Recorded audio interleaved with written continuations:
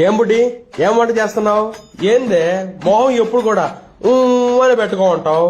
చూడు చూడు ఈ ఇలా నవ్వు ఎలా ఈ చూడు ఇప్పుడు మహాలక్ష్మి కళ ఉట్టి పడుతుంది. అది